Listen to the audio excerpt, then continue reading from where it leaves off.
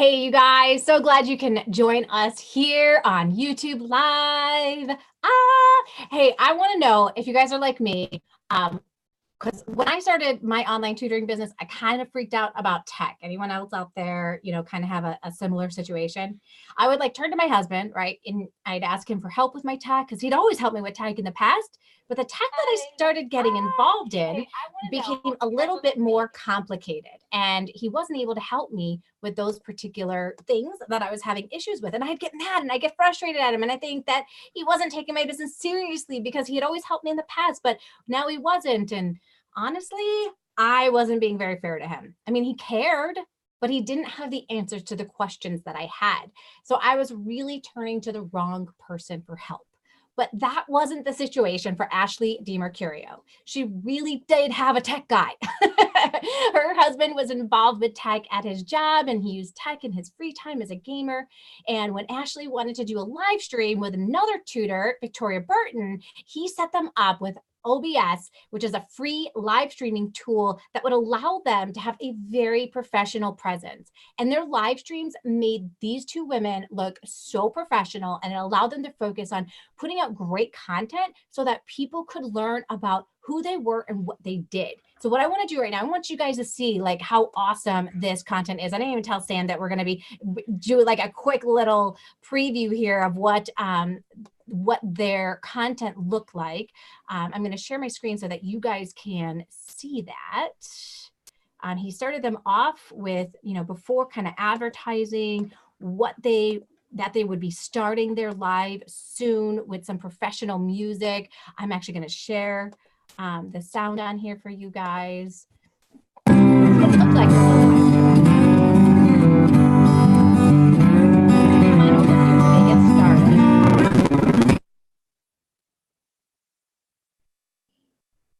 as it loads, of course. Loading. YouTube, gotta love it.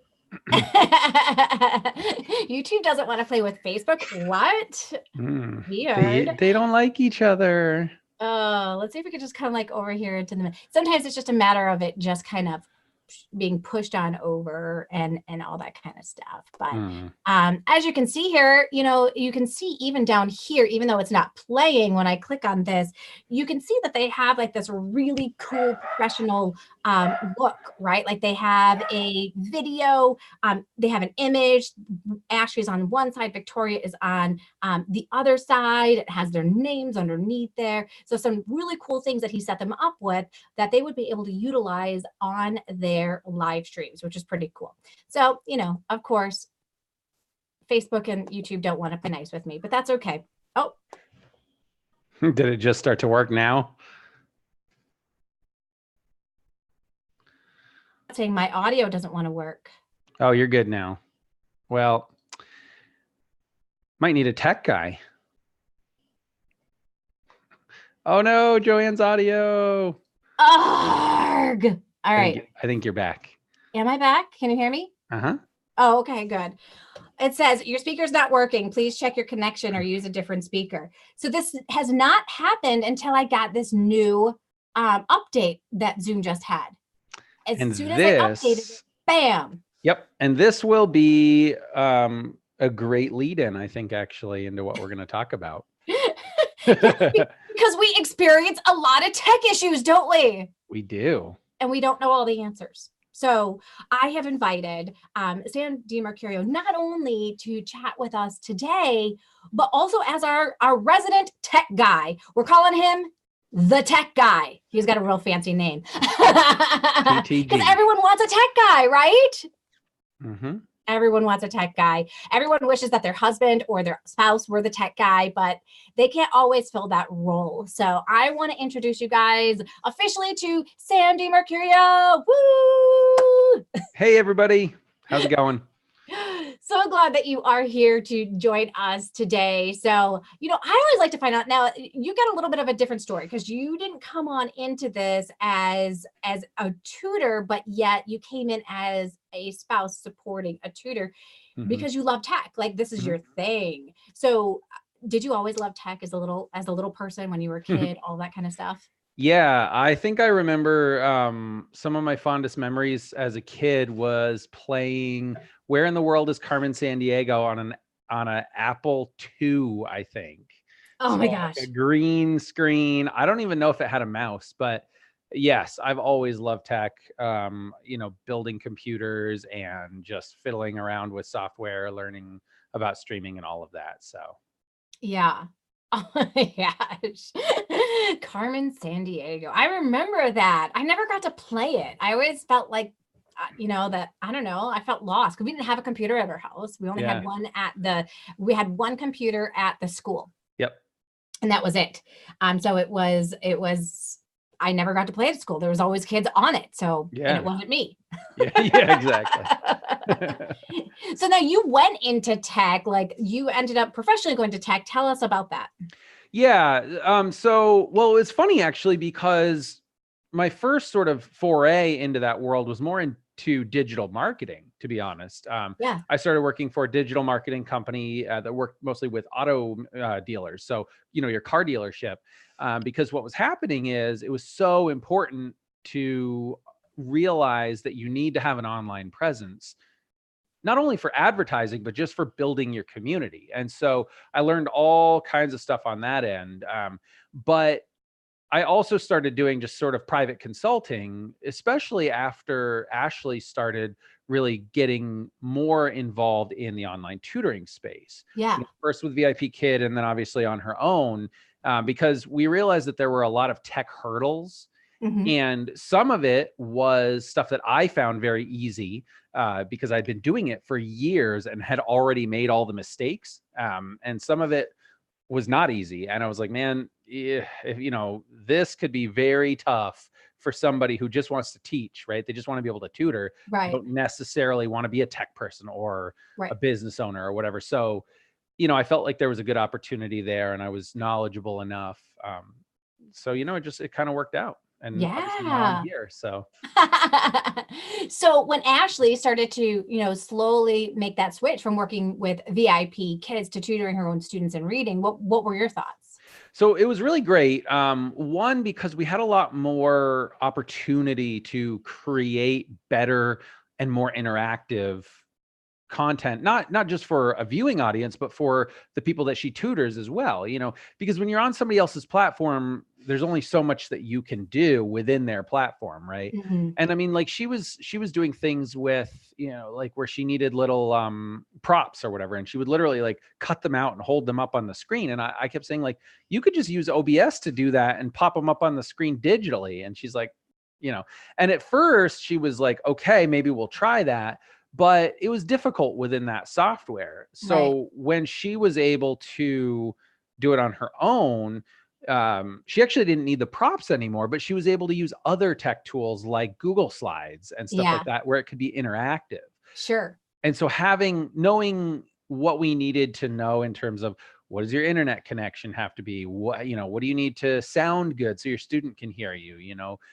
Everything from is our job going to be easier if we just have one screen or two screens? It was all of that. And so it gave us an opportunity to really sort of level up, so to speak, when she was able to start tutoring more of her own students. Yeah. It So she was created a able to much reach better out to you right experience. away. Yeah. Right, with tech and be like, okay, I'm having this problem. And you'd be like, all right, let me come up with a solution. Well, it was more so that I was already saying, let's do these things. And it was kind of like well, we don't need to yet. And then once she was able to sort of fully get involved with private tutoring, then it was like, okay, no, now, now we need to. So I was ready to go. And it was just kind of we had to get to that point where we could pull the trigger. Yeah. Yeah. So what were some of the things that she was struggling with in the beginning? Yeah. Well, in the very beginning, when she first started actually working for VIP Kid, we realized that our computer technology wasn't up to snuff, right? I had an old PC laptop. She had an old Mac laptop. It was okay, but we were just like, no, this isn't going to work, and so we ended up getting a desktop computer. We got a better camera, same camera that I'm using right now. We ended up getting better like microphone technology and all that. And you know, it was able to make a huge difference. And then once we sort of fully integrated into private tutoring, personally, we found it useful to have things like a drawing tablet, so that she could write on the screen without having to use the mouse. Although she got really good at that. Yeah. Yeah. And, you know, we found like having 2 monitors, for example, made it much easier for her to do her job. Yeah. You know, better internet. But these were decisions that we made kind of knowing that the cost was going to be there. And we kind of made a determination as to whether we wanted to spend a little bit more upfront so that maybe we didn't have to later. Sure. Yeah, but wasn't something that necessarily everyone would have to do. Right. And, you know, it's almost like when you first get started with, you know, even advertising your business, you start kind of low budget, and then you start increasing that budget as you realize what tools and resources are going to be needed in order to do it effectively. Right. Right. Yeah. You know, having like an email system, an autoresponder, so that you're not individually having to send out emails, which takes up time, and putting things on autopilot, and, you know, different tools and things like that, that are really going to save you time at the end, so that you can focus more on what you love doing and less on the back end of your business. So yeah, I mean, it just slowly grows. I also have 2 monitors now, but a very different setup. Mine is just an image, so that my neck ergonomically is looking straight at my screen instead of down all the time, adding more pressure and weight to my shoulders, and making it, you know, obviously then causes other illnesses, sicknesses, problems, all that kind of stuff. Yeah, so for sure. Those kinds of things, like those are just little things that we don't even think about when we first get started. We just think, I need students. Yeah, exactly. We don't think about the tech at all. Just how do I get students? How do I get students? But we now have a tech guy, you guys. Isn't this exciting? It's like, so if you guys are excited about having a tech guy, a resident tech guy inside of our community, inside of our group, give me a boot chat or a fist bump or a high five, whatever emoji you can find that shares your excitement about this. And right now, I want to be able to welcome those of you that are joining us. We've got Ashley in the house. Well, it's me on Ashley's darn account. Yeah, sorry. I thought it was Ashley. It's Ashley with the kids. Oh, awesome. I love how you guys tag team. I think it's just absolutely amazing. So if you guys see your reading tutor Ashley on there, it's really Sam acting as Ashley. We've got Kathy back in the house, woo woo, and Anne and Terry Grigsby. So thank you guys for being here. Feel free as this call goes on to ask any questions that you guys have about tech. So awesome. We've had this question a lot. And my husband has totally denied and been like, no, this is not a good move. Should you get business internet for online tutoring? So, should you? No. If you can afford it, by all means, do it. We do have the fastest tier personal internet that we could get. But where we live, it's difficult. Business internet is much more expensive. Typically, too, if you're working with a service provider like, let's say, Comcast or Cox or Time Warner or whatever, a lot of the time their business internet is not priced for small business. It's really meant for, even though they say you can use it as a small business, it's meant to scale for businesses that have multiple people. So probably not. To be honest, if all you're really worried about is having stable, good sounding Zoom calls, you don't need business internet. You know, maybe don't get the lowest tier internet that you can get for personal. If you have the option. Some people don't. But if you can get somewhere around like 25 megabits per second download speed and about 5 or 10 megabits per second upload speed, you'll be fine. But there's a lot of things that you can do in terms of, even if you do have a slower internet speed, there are things that you can do without increasing your speed to kind of help with that. So. Yeah. The way my husband described it to me was, there's also, like, you have to take into consideration your modem, your computer, and all of that, and what can it handle. So a lot of the stuff that we have can't actually handle the business internet speed. And so you'd be investing, but it wouldn't actually be improving your specific situation. Yeah, and a lot of tutors are not set up to take full advantage of it. Yeah. So for example, if you are using a Wi-Fi connection as opposed to connecting your device directly into your modem, you're not going to realize the full speed there, regardless of what speed internet you have. Also, a lot of the time, the higher tier internet actually doesn't necessarily increase your speed a lot. It just gives you more internet to play with. So if you got a bunch of people using the Wi-Fi all at the same time, that can cause problems. But if you've got, gigabit internet or something, then you just have more of that bandwidth to play with. So that's our situation. We have a lot of devices that are connected, but both of our computers are connected directly to our modem. And so that gives us the most stable internet speed. So being able to connect is going to give you the best speed versus trying to use that Wi-Fi. I have 2 channels in my house. So I've now got kicked out to the guest.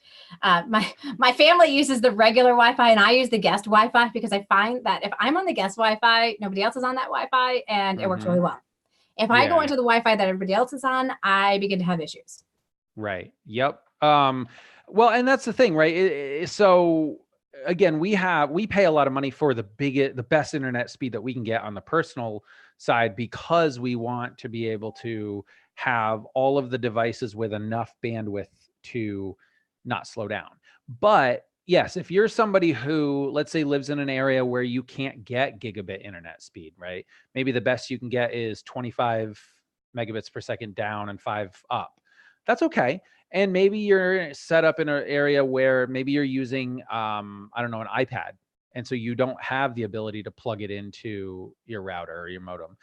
In that case, just try to get yourself set up so that you're the only person using your internet while you are, recording or doing your tutoring sessions or whatever.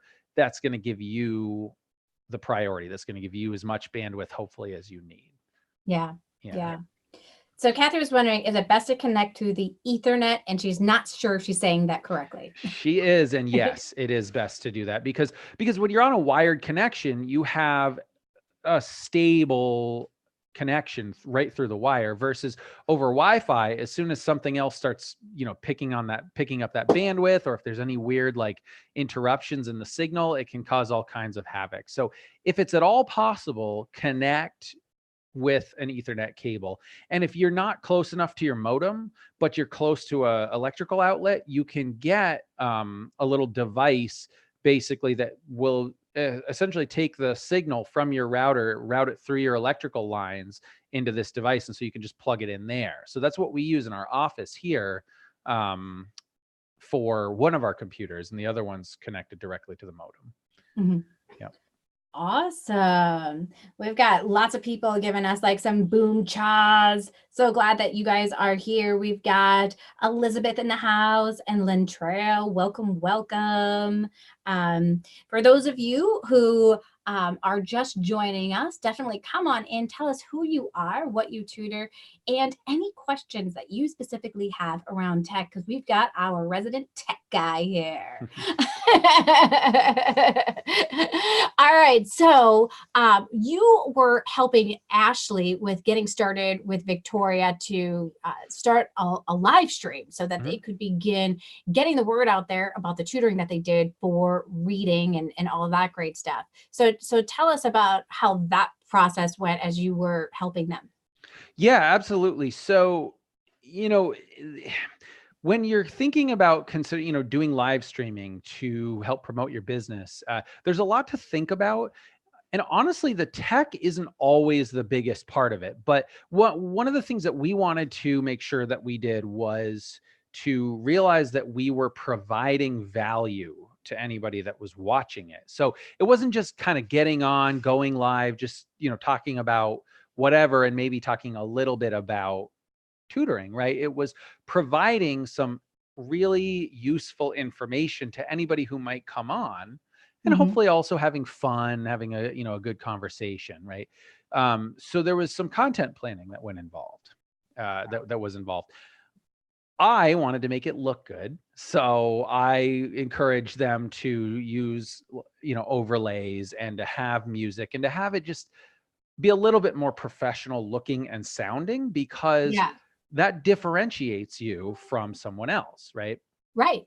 Because when you're live streaming, or even if you're creating content for, let's say, YouTube, ultimately what you're doing is same in your business. It's a time for, it's an exchange of time, right? For something. So in this case, you're asking somebody to give you their time, which is the Mhm. most valuable thing they have, to watch your live stream. Right. So you in turn need to provide something to them. Right. Yeah, that's valuable. And so that was the big thing for us. And then, but we also knew that Ashley and Victoria had a great rapport. They got along really well. They were funny. So it was easy for them to really bring their energy and their enthusiasm through the screen. And I was able to help make it look good and sound good. And then when they decided to switch off to their individual pages, so one week Victoria would do her page, one week Ashley would do hers, I kind of helped walk Victoria a little bit through how to use OBS, because that's what we Sure. were using, was the software OBS to initiate and to set up those streams. And Mhm. so with a little bit of my help, a little bit of internet help, YouTube help, she was able to run things on her end without any help from us. So it was really great. Yeah. And they had a great time doing it. They did, and they were so fun to watch. I wish I could like pull up an episode so you guys could see it. Yep. And that's the kind of the cool thing about the whole live streaming, is that those episodes are still there. Like if you're publishing them on your page, people can continue to see that Yeah. content on that. It makes your page a little bit more engaging. Like lots of people ask, like, how do I get people to engage with my page? Well, you have to engage with your page, and people just are not responding very well anymore to just a post. They're responding to polls and live streaming and these kinds of things the most. Yeah. So what are your thoughts about using live streaming as a way to get people seeing you as an expert in the area that you tutor? Yeah. I think it's crucial, to be very honest, to grow your business, because, I think the number one thing that we're really seeing in the support groups is, how do I get more students? Right. Right.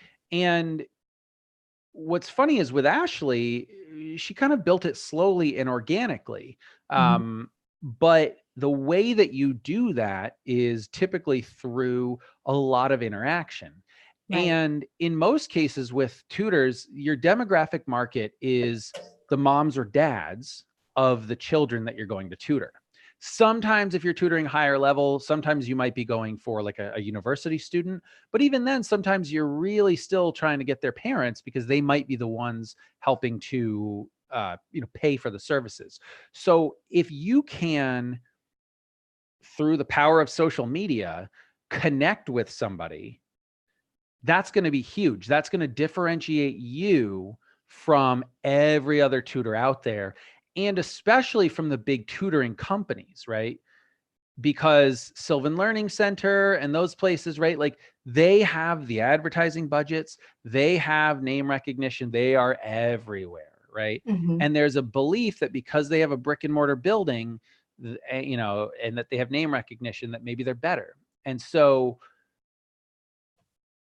the way that you can kind of fight against that, so to speak, is by getting on Facebook primarily, right? Or YouTube or Instagram or wherever you want to be, right? And sharing who you are, so people can see your face and hear your voice and see your personality.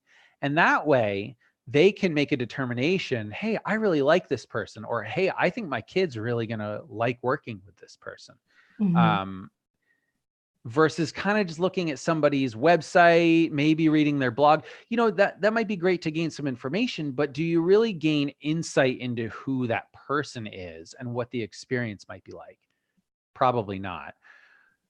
So one of the things I always say is people like to do business with people, not necessarily with companies, Yeah. Now, yeah, certainly we will use Amazon and we will use some of those big companies because that makes sense. But in an enterprise like this, you're not even necessarily selling your skills as a tutor as much as you are your personality and the way that you connect with both the parent and the student. Yeah. And I don't know of any better way to do that than through live streaming. Yeah, it absolutely works. It's, I definitely started getting out there and doing, it wasn't live streaming, but I was getting into classrooms with teachers and doing read alouds. And then I was posting that stuff on my YouTube channel so that I could reach people from all over the world with that message. And I was reaching out to classrooms all over the world as well. And again, it was kind of like you said, like people started seeing my personality. So really it's about selling your personality versus selling your experience necessarily. I mean, your experience comes through by the content that you're putting on out there. Exactly. And to see that you can show them versus tell them. It's like that very big difference, right? And when you can show them who you are and that they get to choose you, that makes you more valuable than any company out there, because they're like, I want that person to work with my child. And I have found that happening when I saw like other videos of tutors. I'm like, oh my gosh, if my child were struggling right now, I would hire that person right there, because they weren't afraid to get on the camera, because they were, willing to put themselves out there, because they make me laugh. And I think that my child would really connect with that tutor in a certain way. So yeah, definitely. I definitely think it's got a lot of things going for it. And I'd asked, we had one of our team members, Suzanne Davis, had used live streaming for a really long time. And I said, hey, so what are the biggest benefits that you have found that you had? And she said, it built up my authority and my expertise in my area. Like people were seeing me as an expert. She was getting asked to do interviews. She was getting asked to do different projects. She got a couple of clients from it. It grew her email list. So lots of great things. Like if you have nobody to talk to, you can't sell your services. Hands down. And so it gave her that platform to really get known. And now she has lots of people referring her still from those live streams that she has done in the past, which is just incredible. And we're going to be diving deeper, you guys. On Tuesday, we are holding a webinar, and Sam's going to dive deeper into how to do live streaming. And I'm going to put a link here in the description, and I'm going to add it to the chat. So here is that link so that you guys can sign on up and be a part of that. And if you are interested in reserving that spot, make sure to reserve your spot. So we do have some questions on in here that I wanted to point out. Oh, we've got Ann Mitchell. She actually does lives 1:00 p.m. She does Facebook Live. So if you guys are looking for examples on what it could look like, you can check out Ann's 1:00. She's got one from Castle Rock Online Reading Tutor. Awesome. Now Terry Grigsby has a question. She says that she's trying to change the image on her Wix for when it uploads to Facebook. It shows the new image within Wix, but when loaded into Facebook, it's the old image. Okay. So, hey, Terry, I actually shared a video inside of the Ultimate Support Group the other day on this, because a lot of people are having this issue, and you just have to set it up in the settings in Wix. And so there is a walkthrough video. I will personally share that with you and grab the link for you. But it's a step-by-step walkthrough, because Jean Harville was having the same exact problem. She figured out the answer, and I said, hey, get on a call with me and let's do a video on this. Perfect. There you go. So I will send that to you so that you can get that fixed. I love it when I can help somebody with the tech. It's not often, but little things here and there, little things. I've had to learn a few things as I've gone, kind of like you. Like I learned, made lots of mistakes, and then learned how to work my way around them. So awesome. Let's see who else. Anybody? I did all. Oh, you did all that, Terry. Okay, so Terry has done all that. She already saw the video and she did that. Any ideas why Facebook is not being nice to her and sharing her image that she wants to share when she shares her site? I mean, there could be so many reasons. The very first thing that I would do, if she hasn't already, and this is like, I hate even saying this because I had IT people say this to me all the time, but it's clear your cache and cookies. If you haven't already, that she may have done that. Right. But it's just in your settings. Like if you use Google Chrome, there's like the little 3 bars up in the top right.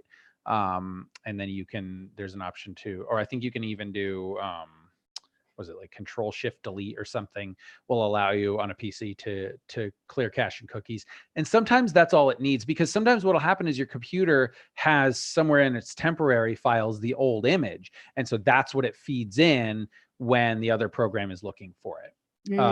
Beyond that, I would probably have to literally see what's going on, and sort of troubleshoot live. That would be the way I would advise to do it, because sometimes you're doing everything right and it's just not working. So Right. yeah.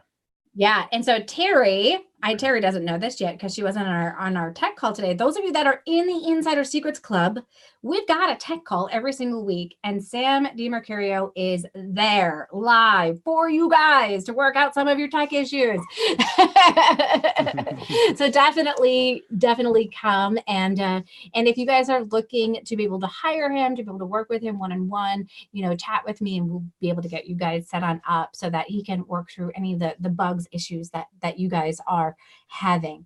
So when it comes to tech for online tutors, what are some of the other tech tools that tutors should be aware of?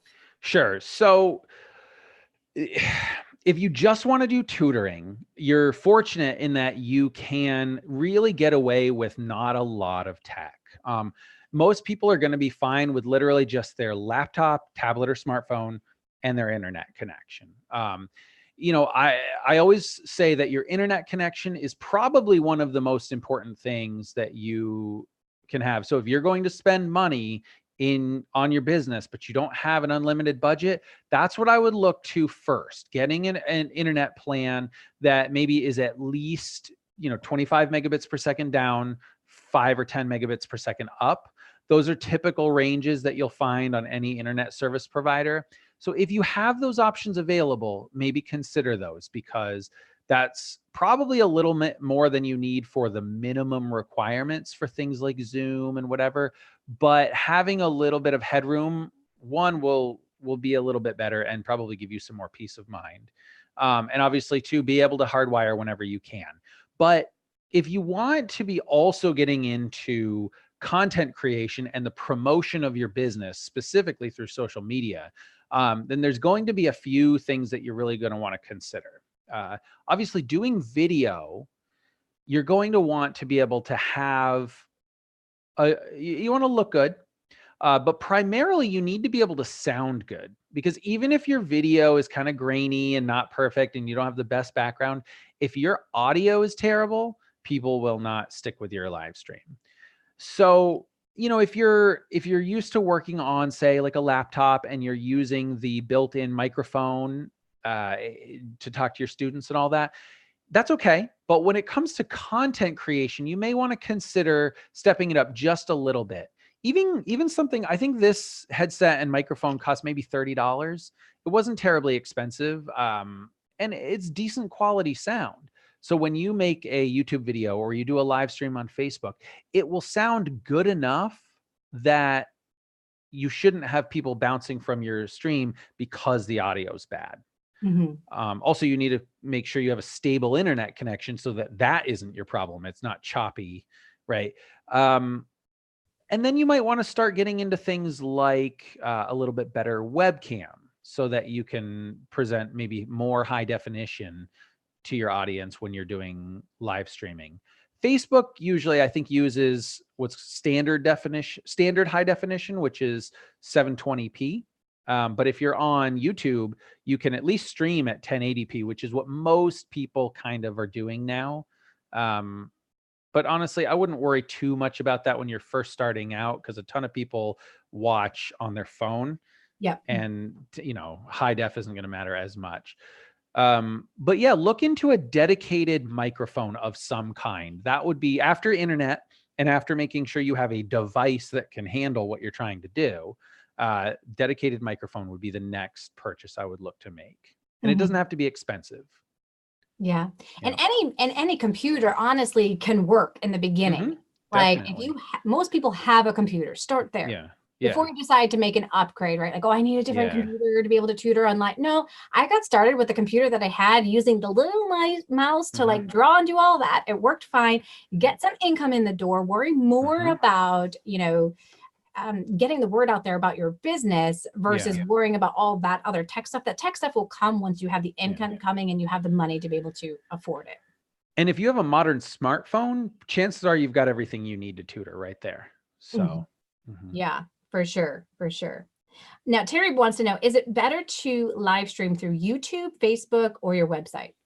Depends. Kind of depends where your audience is.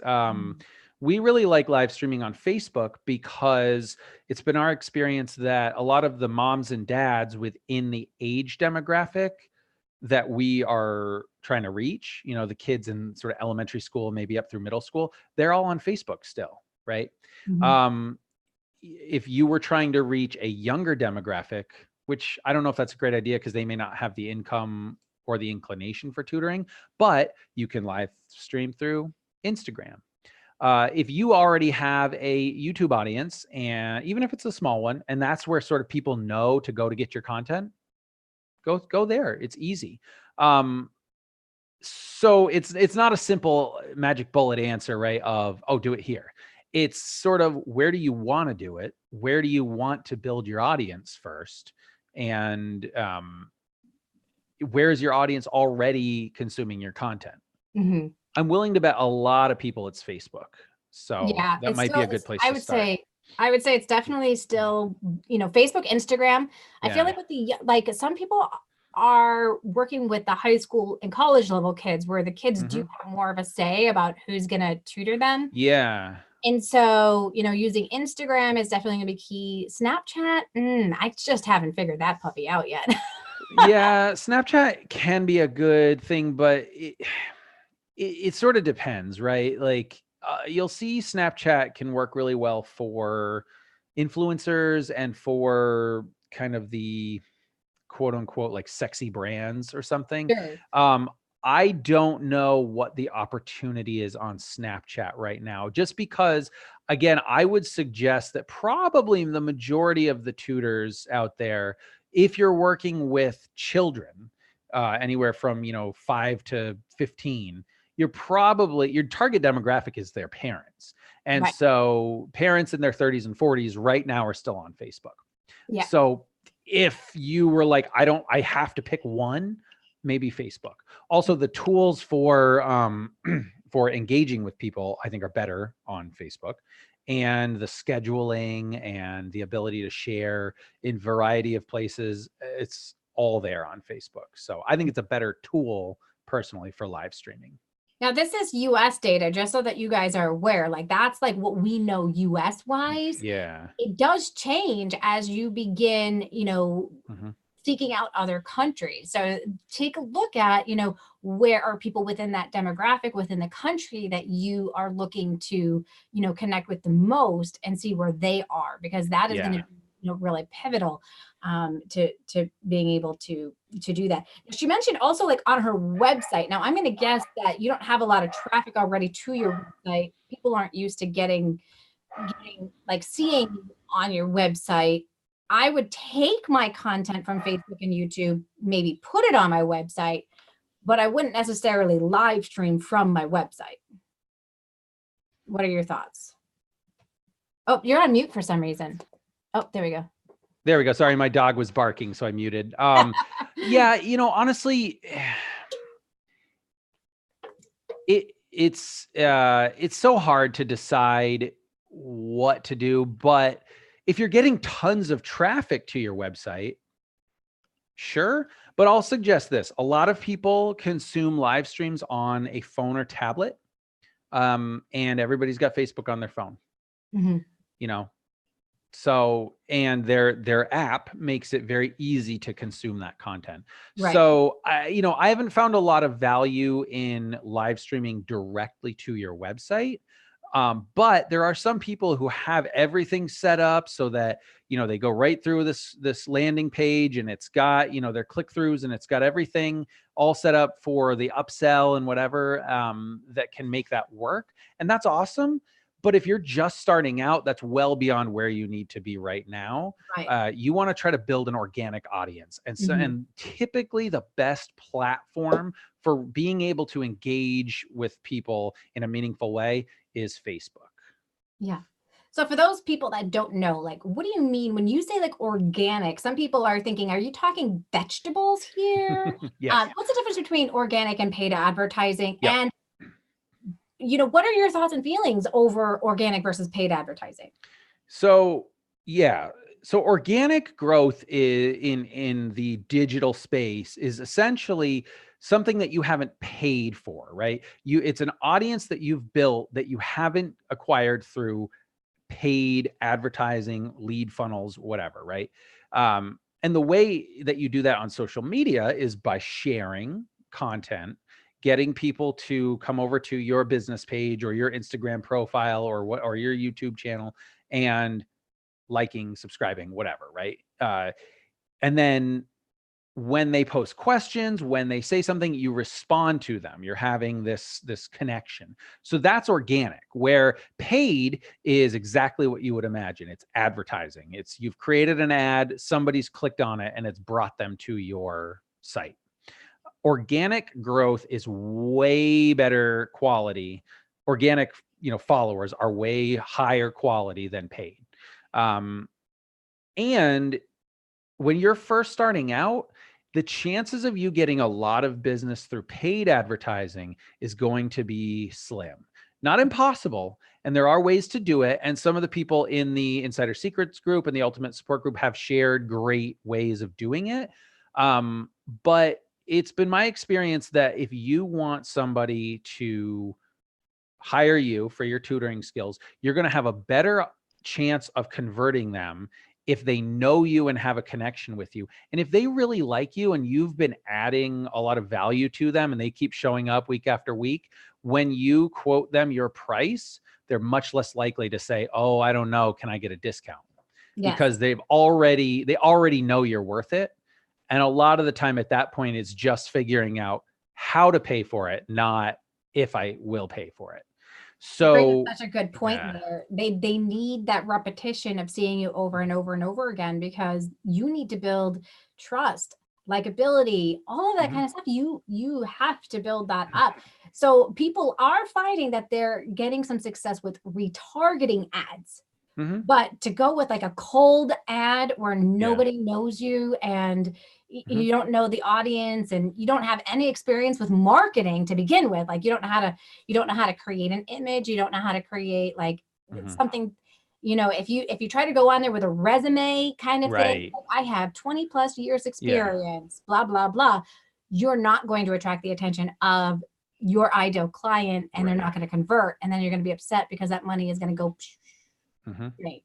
So if you have that marketing experience, give it a shot. Use it. Yeah. Like it can't hurt, but I wouldn't expect a huge ROI on it. It may be equal, like dollar for dollar versus like lots of people think, oh, if I put $10 in, I'm going to get 50 out. No. And that's a really good point that, people hear, oh, Facebook advertising is great. YouTube advertising, pre-rolls and whatever are great. And they are, but keep in mind who you are basically competing against, right? Because the way online advertising works, it's frequently an auction system. So the people that have these massive advertising budgets, right? The tutoring companies, the centers, right? Those are the ones that are going to be pushing the ad well before you ever do. They may not see your ad. And even on Facebook, right? If you are using the Facebook tools to reach, let's say people who like my page and their friends or something, right? You can set up that level of granularity, which is great. People hate Facebook ads. I hate Facebook ads. They're useful and I understand them and I don't like them. But that can be an effective tool. But the other thing is that a lot of people don't know how to do effective advertising, right? Because like you were saying, if you are trying to sell your experience, there's always someone more experienced than you, and maybe not, but probably, right? And that doesn't necessarily mean anything. There's no connection there. You are a commodity at that point, Yeah. right? Where if you sell a connection, a personal connection to somebody, that's gold. It's totally gold. It's totally gold. And that's what we teach you guys in the Insider Secrets Club is specifically how to do that and create that kind of a connection with people so that they want to hire you and they stop talking about how much you charge. Because when we go onto places like Wyzant, while they can help us be able to get some initial clients and that kind of stuff, nobody wants to give 25% away every single day, right? No. And on top of that, they're not doing any advertising for you. And they don't set you up in a way to stand out. They really set you up to be compared price by price. And that's what people go there for. They price shop. And so I tell tutors, look, if you really want to make it on your own, you got to step off of those platforms for a little while and start getting your name on out there and creating an audience for yourself so that people want to be able to hire you. And it's not like we can take a ton of students, really. We're talking, you know, for some of us, 20, 30 students max. Yeah. Out there, it's like little pickings out of the universe, right? Yeah, totally. Yeah, and I'll tell you, you know, 20 or 30 might even be too much. Like I think Ashley has about 15 to 20, give or take, and that's a lot. Yeah. You know, and that was built entirely through organic growth, right? We didn't spend any money on advertising to reach those students. And so that's something to really think about when you're trying to start out. And sometimes that's slower, but I will tell you what, it is not slower in this business to build organically than it is in, let's say, a retail industry, right? Retail, you have to advertise. In this business, you don't have to advertise per se, you have to market. Yes. Very different. Yeah, absolutely. Absolutely. Now, Alan is curious, are there any live streaming sites that would have more interactive chat where you could paste in images? He's kind of fumbled with a combination of Discord and live streaming. So I mean, can you not do it in Facebook? Maybe, I don't know if they allow you to post images in Facebook or not. The thing is that when it comes to live streaming, images can be great, but honestly, you can do a screen share of an image. The goal of a live stream is really to create an opportunity to interact with your audience, right? So one of the things that I talk about is you don't necessarily just want to have a presentation when you're live streaming. That can be part of it, right? You can be presenting your Google Slides deck, or you can be presenting whatever it is, whatever information you have, but you need to be able to interact with your audience. So if you want to, if you're live streaming and you want to show them an image, one of the best ways to do that is just do an image share. Because not only is it directly addressing that person who asked you that, but things get lost in the chat. And as you gain more and more popularity and you have more and more people in your live stream, you can see your chat roll sometimes just scroll and scroll and scroll, and you might miss stuff. So, you know, maybe, but then you also have to consider, even if it's a better tool, is any of your audience there? Do they use it? You know, Discord is used a lot in gaming communities, right? You'll see a lot of people, or like some of the big tech YouTubers will have a Discord community, but at our level and with kind of what we're looking for, you know, those tools might not be the best platform for you. It just depends.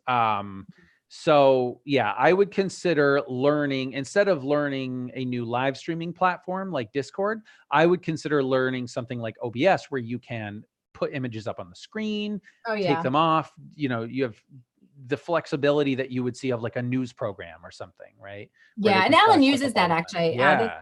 Alan was asking the question, and he definitely uses that OBS. Yeah, he does as well. Awesome. Oh, is there, this is such a good question, but I don't think he's going to have the answer, Kathy. Oh, she's trying to squeak it in there. That's what she's trying to do. All right. So, so I have on my Microsoft Edge, I have Windows Ink. And she's got a Mac question. Is there something similar to that on Mac? Probably, but I think that a lot of the Microsoft Ink is specific to touchscreen typically tablets, but in this case with the Surface Pro, it has the same thing. So chances are no, because if you're using a Mac laptop, it is not touch screen. Right. You should get on that, Apple, because people want it, but no. So that's where you would want to consider something like a drawing tablet, because that would give you that functionality, or potentially using like an iPad Pro. So the Windows Ink, have you seen what the Windows Ink can do? Yeah, it's amazing. It's so cool. I love it. Yeah. Yeah. I love it. It's so cool just to be able to like, you just like screenshot, you can write, you can move your document around, your ink stays there. It's, Yeah. oh, I love Yeah. it. So for iPad Pro, you know, that's something where it just depends on sort of the tools that you're using. You know, BitPaper obviously is a great opportunity there, and I believe that works just fine on the iPad. So that might be something to do, you know, yeah, things like Google Drawing, Google Slides, like Google has everything you want. So, you know, and most of it's free. So I would consider that. Yeah, for sure.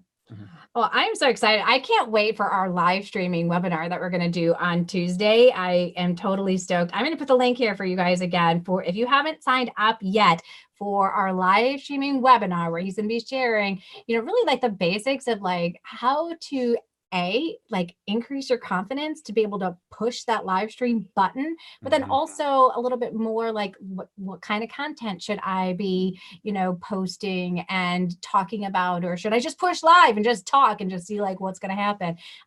You're going to get all those kinds of answers inside of that webinar. So you definitely want to sign on up and join us for that. It's going to be epic. Super excited. So what are some of the biggest problems that you see tutors have when it comes to tech? Sure. So, you know, the biggest things that I've seen are twofold. One, it's that they don't have a stable or fast enough internet connection, and or they don't have confidence in the tech that they already have. Yeah. But it's really important to differentiate between, do you just need the tech for tutoring, or do you need the tech for tutoring and live streaming, or you know, tutoring and content creation? Because I would make very different recommendations depending on what you're looking for. But most people will be able to tutor effectively with nothing more than a modern smartphone, tablet, or laptop. As long as you have that and a not terrible internet, you know, service, you should be fine. You've got everything you need. So at that point, it's just having confidence in yourself and saying, look, I'm good at what I do. You know, you're good. Honestly, a lot of the stuff that people might worry about isn't necessarily tech related, you know, like making sure that you have a quiet place to be, making sure that you have, you know, at least some light so people can see your face, right? And making sure that you have, you know, if you're going to be using, let's say like a pen or something like that to write on the screen, you know, just go into it with the expectation that it might not work exactly how I want it to, and be honest and open with your kids about that, and be like, look, we're going to try this because I think it's great, but it might not work because technology. And then you refine afterwards, you know. Everybody understands that too. Like, all right, I got a cool new tech tool. Let's try it out. May not work the way you expect to, but let's see how it goes. Yep. And a lot of the time you're going to encounter that your students might actually have the tech issues and not you. So yes. And then you have to know how to talk them through how to kind of fix it. Sometimes, yeah. But just so that you guys know, most of the time you don't have to do that. Most of the time, if you just kind of like sit back and let them figure it out, it's fixed. Like they come up with a solution. Sometimes for the little kids, I try to use the simplest words I can, but I'll share my screen and I will say, get mom. It's because I have to use really, like, I can't use big words, right? Because I'm a reading tutor. So most of my kids, they can't read when they first start working with me, but they usually could read that. Get mom. Okay, I got to go get mom to help me with this, because, you know, it depends on the age of your student if they're having issues. And then I can communicate with the parent on what's going on so that they can fix it. And usually they're able to fiddle with it and they're like, ah, got it. You're like, yay. And then I get to call them a superhero. I'm like, you are a superhero. Yep, gold star. And then they feel confident in themselves. They're like, oh, I'm not really good at tech. I'm like, oh my gosh, you did great. Are you kidding me? You figured it out. Yeah, and it's all incremental too. So when you're first starting out, right, a lot of it's just going to be tutoring. Do I have what I need to do the tutoring the way I want to do it, right? And so, you know, most of the people I think in this community are using some combination of Zoom and BitPaper. They work really well together. Some people just use BitPaper, and they've had varying levels of success with the video and audio. You know, some people use both. But that's probably where you're going to start, right? And it's just, you know, figuring out how to use Zoom, figuring out how to use BitPaper. There you go, right? And then maybe you want to, you know, show, hey, I did this really cool thing on BitPaper. I want to show that to people, right? So then you take the next step of learning how you use the screen record function in Zoom, for example, right? And then you make that video and you're like, oh, wow, I sounded really bad. Maybe I need a better microphone, right? So it's incremental steps. Don't go out and spend thousands of dollars right up front unless you know what you're doing and you have a very specific plan in place that justifies that kind of expense. Yeah, absolutely. Because while we can, you know, put this as a business expense because we're a business, that doesn't mean that we should. Right. We need to put the right pieces into place and then upgrade when necessary. I think that's the best kind of advice that anybody can take as they are getting started, because you don't want to start off your business in debt and you don't have to. You know, other businesses, they do have to start off in debt. They need to buy a building. They need to buy equipment. They need to buy furniture and all that kind of stuff. We don't have to buy any of that. So there's absolutely no reason for anybody here to start their business in debt. All you need is that good computer, good internet, you know, basic understanding of how to use Zoom and BitPaper, and you are set to start gradually increasing your knowledge to be able to effectively teach your students. Yep, exactly. Awesome. Well, thank you for joining us today. I appreciate it. Everybody has just absolutely loved having you, asking their questions, and we'll have more tech calls like this in the future, you guys, where you're going to be able to ask some questions. But if you're not in the Insider Secrets Club, you don't get access to it as often. So sorry, you guys are going to have to join us next time around when we open those doors.